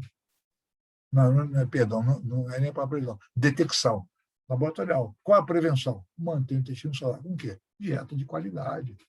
Vai comer tua feijoada, tomar teu uísque, isso é bom para todo mundo. Mas não pode ser rotina. A rotina tem que ser muito boa. Então você faz a tua esbórnia, faz a tua festa, que a vida tem que ser colorida mesmo. Mas não pode ser o tempo todo comendo mal. E aí você, então, institui um tratamento, né, que eu não vou poder falar dele aqui, no tempo, que a gente chama de 4 R's. Né? Remove o que é ruim, quer dizer, a dieta inadequada, remove o que é ruim, remove parasitas, giardia, qualquer coisa que por acaso esteja errada ali, se detectou, recoloca quem? o que pode estar faltando, as enzimas do pâncreas, o ácido clorídrico, né, que pode estar faltando ali para o indivíduo, reinocula o quê? Bactérias amigas, aquelas formas com lactobacilo, bífido, e casei, e lax, etc, etc. E repara o quê? A mucosa. Deixa eu voltar aqui, ó. Isso aqui é cicatrizável. É um tratamento excelente, que tem resposta clínica e por incrível que pareça, em muito pouco tempo. Tem 60 dias, o paciente muda. Né? Então, isso aqui é recuperável, como se fosse uma cicatriz da pele. Né? Você cortou, daqui a pouco vai lá e ajeita. Para ajeitar isso aqui, você vai ter que dar algumas coisas para ele, como o aminoácido glutamina, como a quercetina, com altas doses de vitamina A regenera tudo isso aqui, altas doses de vitamina D, lactoferrina, aí vem uma turma enorme de substâncias que você vai ter que olhar e retirando aos poucos essa alimentação ruim, fazendo tudo o que você precisa fazer. Então, não, aqui é só, então, é só um presente para vocês, tá? É o que eu tenho usado meus pacientes com Covid, quer dizer, o pós-Covid. E vocês sabem que o pós-Covid está trágico, né? A pessoa tendo derrame meses depois, infarto do miocárdio meses depois. O Covid é uma coisa muito grave. Além de matar as pessoas agudamente, os sobreviventes ao Covid, eles estão tendo problemas. Eu pego pacientes assim, com um problema bravo, depressão, fibromialgia, acidente vascular cerebral, coisa assim. Nós vamos ter que aprender muito com esse vírus ainda. Então, eu tenho feito isso aqui, ó. Eu dou bactérias amigas, né, para o intestino, lactoferrina, a mesma lactoferrina que tem na lágrima, né? Essa beta-glucana de levedo, que é um estimulante maior, isso é pós-Covid, tá?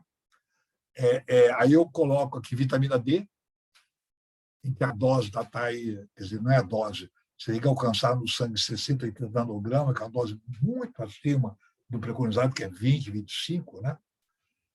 E fornecer o zinco, que é uma matéria extremamente de importância imunológica. O zinco ele é antiviral, ele é antioxidante. Vocês têm a B2, a riboflavina, a natoquinase. Um dos maiores problemas hoje do Covid é a trombose, pós-trombose, né? E a natoquinase é uma substância que sai da ação da soja, de um bacilo, o subtilis, né? Que ele coloniza a soja e sai a natoquinase, que é um anticoagulante, antitrombótico excelente, pode tomar muito tempo. Melhor do que o xarelto, que é carésimo, né? E você pode usar essa natoquinase numa boa, tá?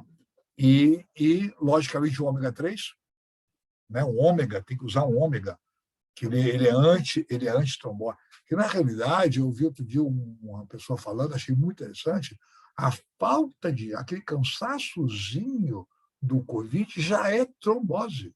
Pequenos trombinhos no alvéolo. Não é água, como fosse insuficiência cardíaca, não, ou nem ou um pus, uma inflamação, uma pneumonia, não. É uma pneumonite. Né? E com sinais de trombose. E faço para o leaky gut, talvez hoje, assim para tomar em casa, curcuma, gengibre e canela. Esses três são muito bons para fazer um anti-inflamação. Isso pós-Covid. No pós-Covid. Gente, é o que eu tinha que trazer para vocês. Espero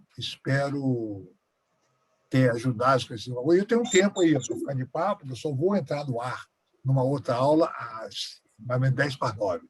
Então, eu tenho pelo menos uma meia hora aí para tirar alguma dúvida. Meia hora para umas perguntinhas, aguenta? Eu peguei as perguntinhas aqui do chat. Vamos lá fazer um bate-bola aqui? Podemos? Claro. Começou com uma pergunta aqui. As drusas na mácula de adultos e crianças são resultantes de atividade inflamatória? Tudo é inflamação e oxidação. Com certeza. Imunossupressão pós-transplante e rejeição crônica. Apresenta leaky gut? Frequente o desarranjo intestinal e erro nutricional? O uso de imunossupressor, que é um medicamento que muitas pessoas têm que usar, obrigatoriamente usar, né? E pode incluir em imunossupressor o próprio corticoide de uso crônico. Devasta o sistema intestinal. Devastam. Eu fico imaginando como que essas pessoas que estão no CTI Covid, 30, 40, 50 dias, estão saindo de lá, com antibiótico contínuo, antiviral e toda a sorte de coisa, que tem que ser usado, obviamente. Então, essas pessoas, por isso estão fazendo muito desse pós-Covid. Porque o corpo, para você restabelecer uma pessoa dessa, salvar a vida de uma pessoa dessa, você é obrigado a usar drogas extremamente pesadas. Não tem jeito, não tem outro jeito. Então, tem que ter um cuidado muito, se vocês têm parentes ou clientes, esse pós-Covid tem que ser um cuidado durante meses a fio. Mais uma. O senhor usa L-carnosina pensando nos EIGES? Sem dúvida. Eu uso o glicoxil, 150 miligramas 2 vezes ao dia, por exemplo, e uso também a benfotiamina, né, que é uma molécula da vitamina B1, também antiglicante importante. Eu até gosto mais dela, ou uso os dois na neuropatia diabética, a benfotiamina com glicoxil. E lembrando que a vitamina E tem um efeito antiglicante, o lipóico também, não tão potente quanto a carnosina, mas também ajuda. Então, a vitamina E e o lipóico também têm ação antiglicante.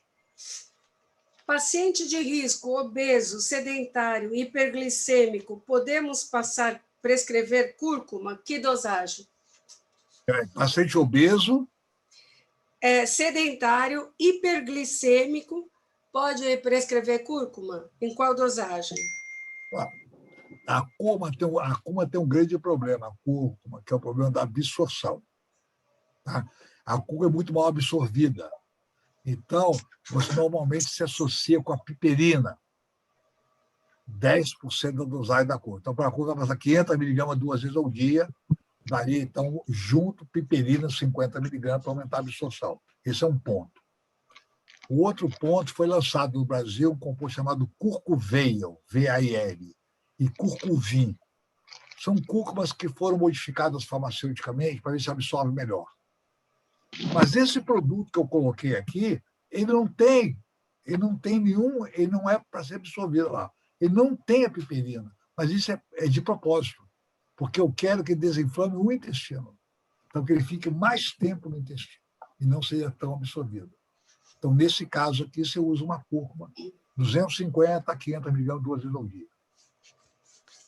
Uma pessoa pode ficar antioxidada, sadia, só com boa alimentação, sem suplementos?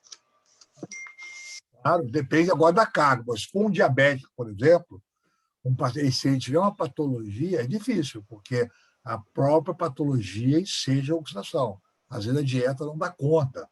Por exemplo, 1 grama de vitamina C vai ter que chupar umas 20 laranjas. É quase impossível, né? Você retirar tudo. Agora, no indivíduo rígido, tá, que faça exercício e é magro, perfeitamente a dieta é suficiente. Se ele começar a alcançar uma vida mais longeva, aí, pela dificuldade de absorção do intestino e tudo, vale a pena fazer algum suplemento. Melatonina 5 miligramas é suficiente para ação anti-inflamatória? Ela não tem ação anti-inflamatória importante, a melatonina. A melatonina é muito mais antioxidante, aumenta a sensibilidade à insulina, é bom para o diabético, ela bloqueia esse hormônio cortisol, então, indivíduos com estresse, ela bloqueia o cortisol, ela melhora a insulina, mas ela não é uma anti-inflamatória e tem um papel grande na isquemia e hiperfusão, como eu mostrei. Receitar todos os suplementos para os diabéticos sai caro. Se tiver que escolher só um, poderia ser o ácido lipóico? É o melhor de todos para o diabético. Melhor para o diabético. Para o diabético é o grande, porque ele é antioxidante, ele é antiglicante, como eu falei, então ele protege a baía de menina, protege a retina do diabético, é uma grande molécula sintetizada no corpo humano. O uso de probióticos deve ser feito sempre? Não. O probiótico é pontual. Você tem um processo que você vai ajudar o teu corpo com ele. Depois você para. Você não tem que ficar usando probiótico de maneira contínua. Como eu vejo aí, 2, 3 anos, não existe isso. Ele é uma das armas. Então, junto com ele, tem que correr sempre a recuperação do intestino, como falei, a L-glutamina, quercetina e tal, e a dieta rica em fibra. Você tem que dar alimento para o seu probiótico. Então, qual alimento que eles gostam? São 2 tipos de alimentos básicos para a flora. Um é proteína. Mas quem gosta de proteína? As bactérias mais agressivas, tipo Clostridium, são proteolíticas, altamente agressivas. As bactérias boas gostam de carboidrato. Então, uma dieta, por exemplo, muita proteína, demasia, como é a dieta do brasileiro, né? É uma dieta altamente agressiva, que ele come pouca fibra, é o famoso churrasco. Né? Ele vai para o churrasco, come churrasco, não vai comer uma carne, como que é? Aipim, batata frita e farofa, e maionese. Tragédia, né? Então, uma dieta, e essa dieta, o atleta, então, a dieta, se não for bem equilibrado, muita carne, tem que ter muita fibra para compensar essa quantidade enorme de proteína que ele está ingerindo. Probiótico é pontual. 2, 3, 4 meses acabou. Não tem que ficar, você tem que alimentar a sua flora, melhorar a sua dieta do obeso, do hipertenso, do diabético, e não ficar se socorrendo desses lactobacilos, com a forma geral de falar de probiótico. E pode tratar de desbiose, melhorando a imunidade e prevenindo cascata inflamatória do vírus como Covid e doenças crônicas? Pode. Como é que eu entendi a pergunta? Pode o quê? Pode. Tratar a desbiose, melhorando a imunidade e prevenindo a cascata inflamatória de vírus. É uma via de mão dupla. Porque se você está inflamado, você também ataca a tua bactéria. Quer dizer, se você tem o intestino inflamado por álcool, porque você come mal, que ela inflama, você prejudica a sua bactéria. Então, aí é uma via de mão dupla. A bactéria te ajuda e você ajuda a bactéria. Você ajuda a bactéria como? Primeiro, reduzindo a entrada de produtos tóxicos no intestino. Excesso de álcool, toxinas, etc. E se alimentando de fibra, 30, 40 gramas de fibra por dia. E fibras variadas, brócolis, couve, chicória, casca de maçã, etc. O que fala do Rejuvelac? Não sei o que é isso. Não conheço, não. Qual revisão laboratorial básica para um paciente assintomático? Como é que é, velho? Qual a revisão laboratorial básica deve ser feita para um paciente assintomático? Quais os exames deveria fazer? É isso? Acho que é isso. Então, é a PCR ultrassensível, a ferritina, o triglicerídeo HDL, que é o melhor, quando se divide um pelo outro, tem que dar menor que 2. É a curva de glicose e a curva de insulina, em curva. Agora, aqui 2 perguntinhas complementares aqui. Se, em vez de manipular a cápsula de cúrcuma, pode colocar açafrão na comida? E se a cúrcuma se a cúrcuma veio, é específica para o intestino? Não, o cúrcuma veio, não.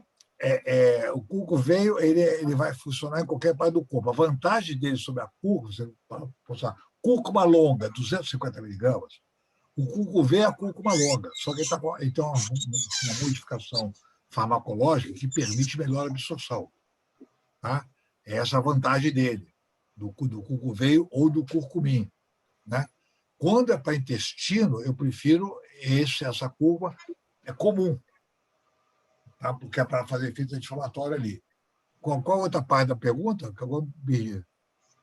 Se... A pergunta inicial. A inicial, espera. Se pode, em vez de manipular a cápsula de cúrcuma, pode... o curry. Não, da mesma forma que eu falei em relação a vitaminas. Se você é uma pessoa rígida, tá? Deve usar 2, 3 semanas, 4 semanas o curry. Agora, se você tem uma doença avançada, a dieta vai ser insuficiente. A dieta sempre é básica. Nunca uma cápsula substitui a dieta. Nunca. mas muitas vezes ela é insuficiente. Então, você é obrigada a suplementar com algum tipo de cápsula. Mas a dieta é básica. O Mauro Campos está com a mão levantada. Eu vou pegar mais perguntinha aqui. Antes do Mauro falar, só responde rapidinho em relação ao kefir e o psyllium. Psyllium? É. A boa fibra. É uma boa fibra para o intestino. Dieta low carb seria ruim para disbiose? Pode ser. A low carb, a food maps, pode ser, porque você tira muito carboidrato. Então, tem que ter uma nutricionista na jogada para você fazer uma dieta com pouco carboidrato, que você tem que fazer para a low carb, mas também você não pode ficar zerado de fibra. Senão você vai acabar prejudicando a tua flora. Então, tem que ser uma coisa muito bem balanceada. Ou tomar fibra via cápsula. Ou fazer, por exemplo, a inulina em casa da banana verde. Mas essas dietas, às vezes, a dieta Food Maps, ela corta quase todas as fibras, então que no final pode ter algum prejuízo. Então, tem que ter muito cuidado com essas dietas, porque você vai ter um benefício, vai cair glicose, você vai até emagrecer em certos casos, mas você pode fazer uma perda da tua flora intestinal pela falta de fibra. Mauro, você quer fazer a pergunta? Mauro Campos tem uma mãozinha levantada aí ou é by chance? Oi, Cris. Oi, tudo bom? Professor, obrigado pela sua presença aqui. Renato, Cris, obrigado aí pelo curso. Semana passada eu não estava aqui em São Paulo, então não pude assistir a aula, mas felizmente eu estava aqui hoje para ver essa apresentação. Doutor Arthur, eu tenho um comentário e uma pergunta que é simples, né?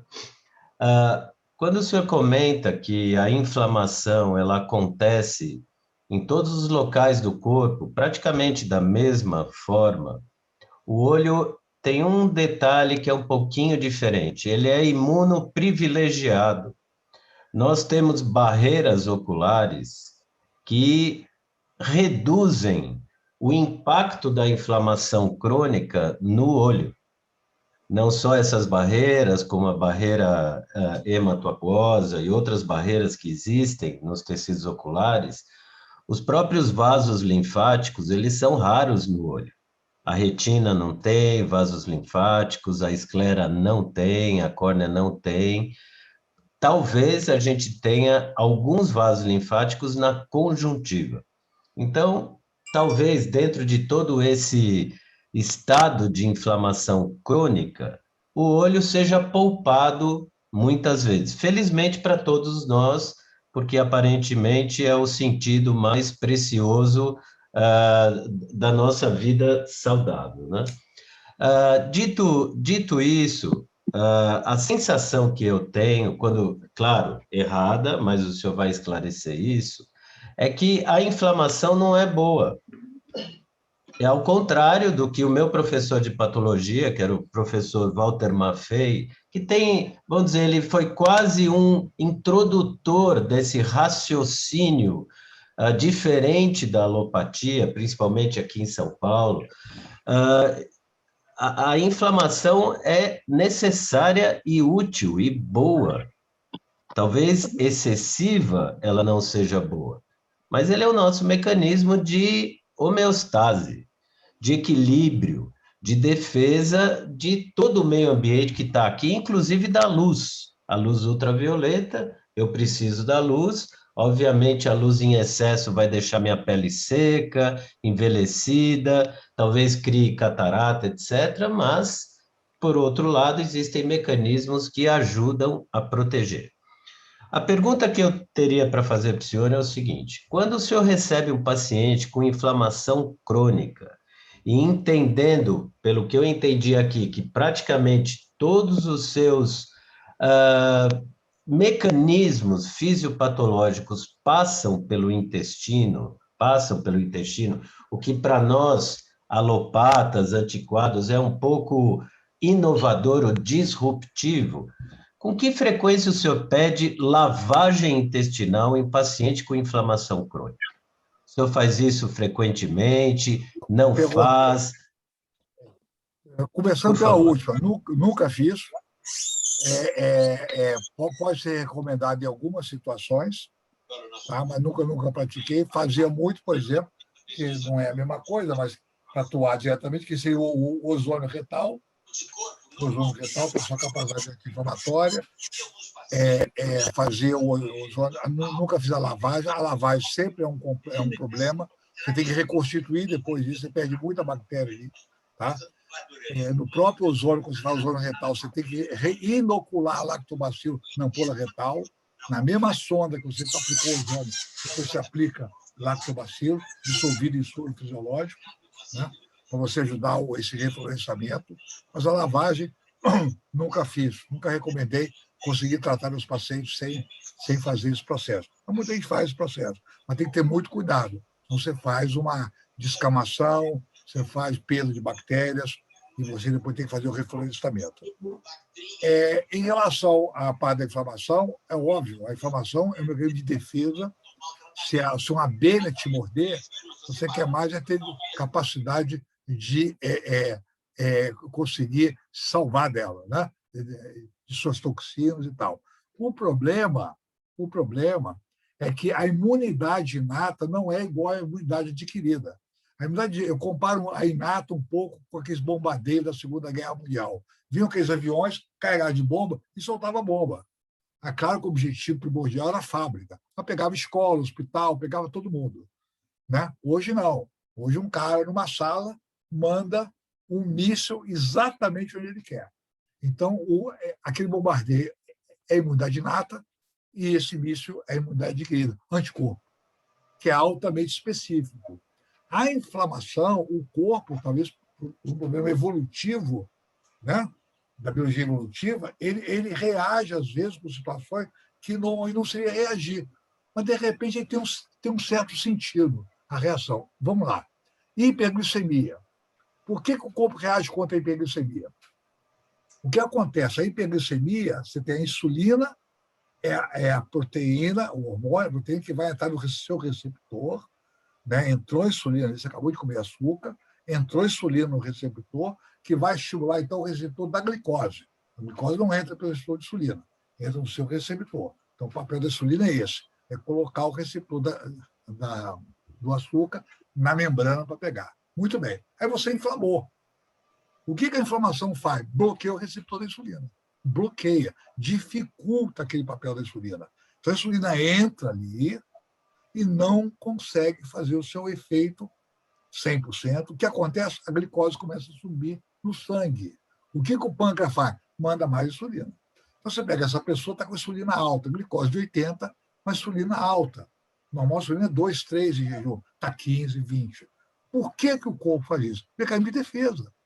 Você imagina o seguinte, se o indivíduo com processo inflamatório, a glicose estivesse entrando na célula de uma forma, uma quantidade excessiva, ia quebrar o pH da célula, a relação dissoluto da célula. Então, a célula, para se defender daquela glicose que ela faz, impede a entrada, menos mal. Menos mal para a célula. A inflamação, por que uma célula... Porque ela vai inflamar na hipertensão arterial. Você pega um cara hipertenso e está com marca de inflamação elevada. Não há uma explicação adequada, isso é uma constatação. Alguns autores falam que a vasoconstricção do processo inflamatório, quer dizer, da hipertensão, há uma vasoconstricção. Muda a pressão de oxigênio no vaso. Muda a pressão em cima das células que estão ali, as hemácias, as plaquetas, e célula imune. A célula imune inata responde àquela pressão alta, liberando citocina inflamatória. É uma resposta que não é adequada. O corpo reage quando não deveria reagir. Ou, no caso da insulina, que é uma das explicações, reage para impedir um mal maior, que seria a glicose em excesso, que mata a célula. Se você botar uma quantidade de glicose na célula, ela morre. você faz edema de mitocôndria, a célula vai morrer. Então, para não morrer de imediato, o que ela faz? Impede a entrada. É uma forma de defender. Né? Aí o rim vai tentar excretar aquele açúcar em excesso. Em relação ao olho, eu vou dizer que o olho tem endotélio vascular e essa inflamação vem pelo endotélio vascular. Não vem, o endotélio responde, ele tem proteínas chamadas proteína de adesão, selectina, VICAM, PECAM, que percebem o processo inflamatório e reagem. Né? E esse é um conceito, por exemplo, que havia na neurologia, que a barreira hematoencefálica era intransponível. É super transponível, a barreira hematoencefálica. Não, sim, Ela é claro. altamente seletiva, mas ela é facilmente transponível. Hoje, até mau pensamento entra com facilidade no cérebro. Mas você vê, existe queratite. O glaucoma está ligado ao processo inflamatório. O glaucoma. Né? A retinopatia diabética, ela vai por quê? Porque o endotélio vascular que forma o vaso, ele tem receptor de sistema imune. Aí libera a citocina inflamatória e bloqueia o óxido nítrico, por exemplo. Quanto mais inflamação, menos óxido nítrico. Então, não, claro, concordo contigo que é muito menos inflamado que outros órgãos, sem dúvida nenhuma. Né? É um órgão hipervascularizado, o olho, e está em contato, são duas coisas agressivas no olho, que é a hipervascularização necessária e a quantidade imensa de luz que entra. Sim, E a luz, sem não sei dúvida. se você chegou a ver no slide, raios ultravioleta causando processo inflamatório no olho, resposta inflamatória. É que a dificuldade que nós temos hoje, nesses modelos experimentais de laboratório, quando eu faço a identificação de qualquer interleucina num mecanismo de doença, eu afirmo que essa doença é uma doença inflamatória. Só porque eu achei uma interleucina. E talvez isso não seja realmente verdadeiro. Aquela interleucina foi detectada, mas não necessariamente em níveis elevados. Ou seja, ela E está causando ali naquele... inflamação também, né? Uhum. Isso. Só uma pergunta usando toda a sua experiência clínica. Hoje, a gente ouve, principalmente os mais jovens, fazendo grande uso desses medicamentos tipo Jardiance, Ozempic, para emagrecimento. Eles têm a glicemia bastante baixa e eu imagino que a insulina talvez fora de níveis normais. Como é que o senhor tem visto o uso desses medicamentos, entre aspas, para diabetes ou para controle de glicemia, para que a pessoa fique magrinha? Eu acho condenável, né? Eu acho que é um erro, né? A pessoa não está emagrecendo, quem está emagrecendo é o remédio. Então, eu acho que para emagrecer é muito complexo, o emagrecimento é óbvio que é complexo. A humanidade luta contra a obesidade há anos e está perdendo feio essa guerra. Né? Se você pensar desde quando viu a obesidade, o mundo está cada vez mais obeso. Com toda a sorte de droga que foi lançada, desde a época das anfetamona, o mundo só engorda. Isso é um paliativo, né? É um paliativo. Na obesidade é muito complexo, não estou falando aqui, não é nada fácil, é terrível. É um dos pacientes mais difíceis que você pode abranger. Você tem que mudar, tem um lado emocional, tem um lado da própria flora. Existe a flora obesogênica. Né? Está mostrado, quem faz você comer açúcar é a tua flora. A flora conversa com o hipotálamo, com o centro da fome da saciedade. Isso é chamado psicobiótico. Quer dizer, tem bactéria que derruba a tua serotonina. Ela come todo o seu triptofano. Você não produz serotonina, então você fica ansioso, ávido por açúcar. A serotonina ela é um dos mecanismos que o corpo tem para controlar a entrada de glicose. Quando a bactéria come o seu triptofano, não tem serotonina. Você começa a ficar compulsivamente necessitando de açúcar. Como é que eu faço para saber qual é a minha flora intestinal? Já tem no Brasil. Já tem no Brasil. Existem alguns exames de laboratório que você pode pedir, por exemplo, mas é só exame para ver se tem inflamação. A calprotectina fecal, que é muito usada na doença de crônico ulcerativa, quando está alta, indica inflamação, e a zonulina, no sangue. Quando a zonulina está alta, significa que o seu intestino está vazando. O que eu falei? O tal do leaky gut. Está a zonulina alta. E agora tem no Brasil, já está começando, laboratório que vai medir a genética da tua flora. vai identificar quanto você tem de lactobacilo, de bífido, o perfil genético da tua flora. É excelente isso, ainda está começando, isso não é uma coisa para se pedir toda hora e tem um valor. Já tem trabalho, já publicado no Gut, que é a grande revista da especialidade, mostrando que para cada doença tem uma flora.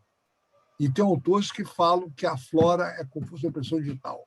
Cada doença tem. Você tem a flora do Parkinson, do Alzheimer, do obeso. Quando a gente tiver conhecimento suficiente para isso, talvez daqui a alguns anos, você vai pegar um cara com Parkinson e vai saber qual probiótico tem que dar para ele. Exato. Que é o... Já existem algumas pistas já. Eu dou para obeso é um, para criança é outro, para depressão, tem probiótico para depressão. Já existem algumas pistas que a gente procura na clínica fazer. Às vezes ajuda, às vezes não ajuda. Ele vai tentando melhorar esse paciente. Mas já existem trabalhos apontando que isso aí é um futuro muito próximo. Muito próximo. Os avanços estão sendo assim galopantes. Acho que o maior desafio, né, professor, é usar esse microbioma aí e linkar com o melhor probiótico, né? Muito difícil você saber qual é o problema que você não tem. É muito complexo. Exato. Não é como tirar a pressão, está 12/8. Deu 15/10, você é hipertenso. Né?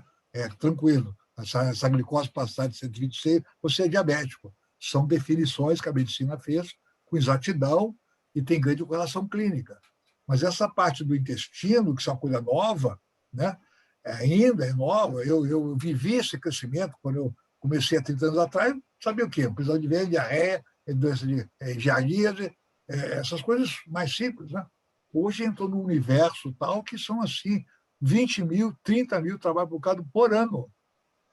Se eu colocar lá Leak Gut no Google Acadêmico, ano passado temos 20, 30 mil trabalhos. Não, eu acho que uma das coisas mais apaixonantes dos últimos tempos na medicina foi essa desvendar o microbioma aí, né? Eu acho que... E as indústrias estão entrando pesado, estão investindo. As indústrias farmacêuticas lançam, toda hora lançam probiótico para ir para Crohn, antibiótico ulcerativa, aquele VSL3, trabalho publicado agora em meta-análise, foi o melhor produto para doenças tipo coide ulcerativa, né? De uma indústria. Então, a própria indústria já está lançando esses produtos para ampliar o horizonte. Não é de forma alguma contra a alopatia. Nós todos somos alopatas, todos vão ter que usar remédio, mas você agora é algo que você vai acrescentar os remédios. Quem falar que é contra a alopatia é bobagem. Né? Porque as hipertensões, as infecções, as doenças, milhões de doenças, a quimioterapia, são coisas que quem está agora com Covid no CTI, a alopatia está salvando essas pessoas. O que nós temos é que agregar valor, não é contra, é agregar. Agora, então, o interessante, Arthur, né? E vou acrescentar a esse remédio outros princípios que estão sendo publicados em revistas indexadas. Não é uma coisa inventada. Alguém... Não, isso tudo é o beabá dessas grandes revistas médicas, tipo Circulation, Neurology, Gut, e por aí vai. só lembrando que hoje a aula seria sobre intestino mesmo. O convidado que teve Covid, então ele vai falar, ele trocou com o Dr. Arthur, gentilmente veio para hoje, mas eu tenho um tema só sobre intestino. E até interessante que, até peguei aqui, eu fui no Congresso Internacional de Microbiota, em Berlim, em 2017, para ver, era importante, eu achei interessante. E só colocando uma prática minha, eu estou para publicar esse trabalho, já tenho 5 pacientes de conjuntivite invernal, de dificílimo tratamento, que eu avaliei a parte da microbiota, eu avaliei a intolerância alimentar, a partir do que vieram intolerâncias a glúten, a isso, aquilo, tirei a medicação, só de tirar a alimentação, houve uma grande melhora dos pacientes, ao ponto de tirar a medicação antialérgica. Eu tenho que publicar, estou publicando esse trabalho aqui, que é muito novo também, mas para vocês verem como tem relação intestino-olho realmente, né? Mas vai ser tema do próximo, do quando voltar. E o Mauro teve a felicidade de ter aula com o Dr. Maffei, que é uma fera, realmente é muito reconhecido como uma fera da patologia também, então ele foi bem privilegiado. doutor Arthur, assim, só por questão prática mesmo, o que o senhor sugere para nós, como oftalmos, ao pegarmos um paciente com uma degeneração macular ligada à idade, o que o senhor nos sugere fazer, além do tratamento oftalmológico puro? Mas é exatamente isso aqui, ó, é o que está aparecendo aqui, o GUT, né? Quer Fazendo um dizer, resumo mesmo, né? aquele estudo o AREDS, para nós, foi uma coisa assim, apaixonante, né? Porque o AREDS foi todo baseado na antioxidação, né? Beta-caroteno, depois vem a luteína, a zeaxantina, o zinco. Então, eu olhar como... Porque, normalmente, qual a definição de alopatia? É você fazer alguma coisa contra a doença. Né? Isso é a definição de alopatia. Então, se é um vasoconstrictor, vou dar um vasodilatador. Tem que dar? Óbvio que tem que dar. Mas o que é alopatia, que o médico não é treinado? Para tratar a saúde. O médico é muito bem treinado para tratar a doença. Como estou vendo aí, uveíte, idiopatia, DMRI. Mas o corpo tem uma capacidade enorme de estabelecer. Agora precisa de ajuda. Né? Ajuda a alimentação, etc, etc, etc, etc. Então, a gente tem que compreender isso aí. Você tem que pegar a saúde da pessoa e ver se ela está realmente boa. Então, você tem que usar alguns marcadores. O Dr. Mauro falou aí, como é que eu posso avaliar meu intestino? Já vai ter exame para isso aí. Né? Então, eu vou medir os marcadores de inflamação, vou medir isso, medir aquilo e ver se realmente você está saudável. É claro que você pode fazer o DMRI com tudo normal, mas a maioria das pessoas que fazem DMRI tem algum tipo de lesão sistêmica, tá? Um processo inflamatório oxidativo, que naquele caso especial, um pouquinho da genética, né? Um pouquinho do genótipo de cada um, naquela pessoa foi no olho. Mas a resposta inflamatória é igual, não tem macrófago do olho. Macrófago é igual a qualquer parte. Linfócito, não existe, muda de nome. Né? Porque o macrófago no fígado é o Kupfer, lá no cérebro micróglia, mas é a mesma célula. E o corpo reage de toda forma, sempre. Então, é investir mais na saúde, porque o médico é um bom profissional. Ele foi treinado para tratar doenças, então ele faz diagnóstico, ele trata, é um cara que é respeitado na sociedade, um trabalho que é respeitado, que é necessário, né?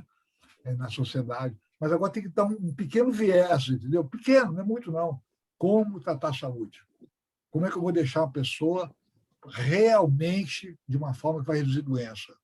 Que a política oficial é fazer exame, fazer prevenção. Quer dizer, não fazer prevenção, fazer detecção. Então, quando uma mulher vai fazer a mamografia, ela não está prevenindo câncer de mama. Ela está querendo detectar um câncer de mama pequeno, passível de cura. Mas o que o médico está ensinando ela para não ter câncer de mama? Qual é o quase nada. O que o urologista fala para um cara que vai lá todo ano para ver como é que está a próstata? Não fala nada. Não, está normal, volta daqui a um ano. Então, essa política isso é detecção. Prevenir é outra coisa. Prevenir é você pegar pequenos defeitos e consertar. Como ele pode melhorar, né, a vida. Sem dúvida. E nesse conceito integrativo, né, Cris? Muito boa aula do Dr. Arthur, que mostra como a gente pode ir um pouco além do olho por si só e analisar o corpo, a inflamação geral, o intestino. Exato. Cada vez mais se fala de intestino em várias doenças dos olhos. É um tema emergente.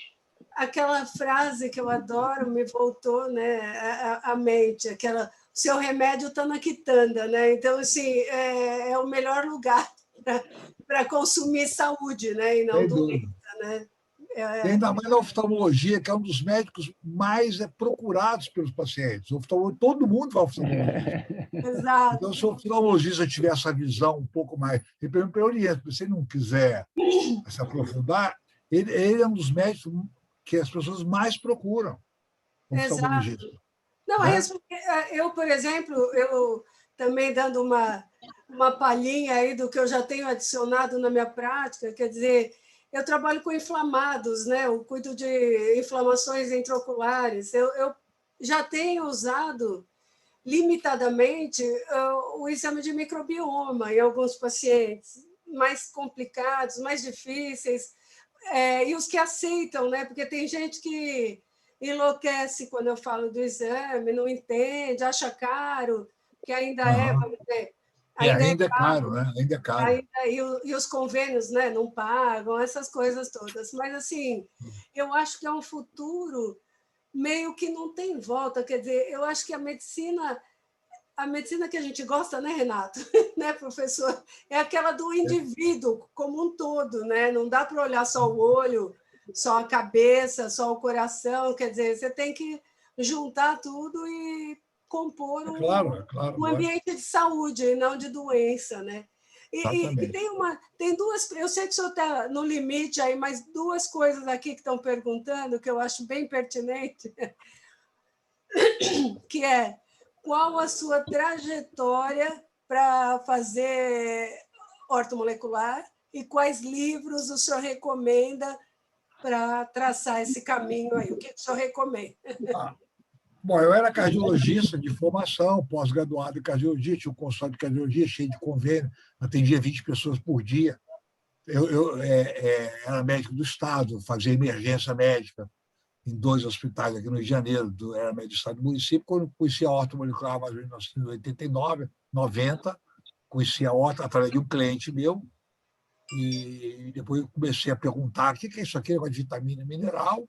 Em 95, 6 anos depois, eu lancei meu primeiro livro, que era um livro da ortomolecular na cardiologia, que era cardiologista. Abandonei os 2 empregos na mesma hora, caí fora do Estado do município, saí, pedi demissão, com 16 anos de casa, e comecei. Aquilo ali virou uma cachaça, comecei a ter o prazer de ser médico de novo. Eu só passava antiarrítmico, antihipertensivo e ia para colesterol. E comecei a estudar medicina, a gente gosta de medicina, 90% dos médicos adoram a profissão, adoram o que fazem. E foi embora. Aí comecei a ser convidado para dar uma aulinha aqui, uma aulinha ali, nos congressos, e vieram os livros. Né? São 15 livros hoje que eu tenho. É claro que eu vou recomendar meus livros, óbvio. Né? Eu tenho livro de psiquiatria. Eu vou recomendar, porque eu tenho 4, tá? Tem um site, Eu tenho livro de psiquiatria, tem livro de gastro, tem livro de cardiologia, tem livro de uma opção de coisa que eu fui escrevendo, né? Aí tem um livro último, agora foi de envelhecimento, né? E sempre escrevendo, colocando tudo baseado em trabalhos publicados nas revistas de referência, né? Então, eles são bem consolidados em relação à medicina tradicional. São trabalhos que já foram publicados, então eu faço meus comentários, acrescento coisas. E essa foi a trajetória. Né? E eu vou recomendar, então, quem perguntou que livro, eu recomendo o livro do professor Arthur Ramos. Eu tenho 4 livros dele, por enquanto, porque compro e leio e estudo. E é muito instigante, muito interessante, auxilia muito a gente. Virou meu livro de cabeceira no consultório, toda hora consultando, toda hora me ajuda muito. Eu tenho uma live na primeira e terceira terça-feira de cada mês, né? E sempre tem assuntos assim, cada hora eu falo uma coisa, às vezes eu apresento um caso clínico, eu faço um comentário sobre alguma coisa. É a primeira e a terceira terça-feira de cada mês, 8h30 da noite. A próxima vai ser dia 11. Eu também recomendo. Para quem quiser, eu sempre participo.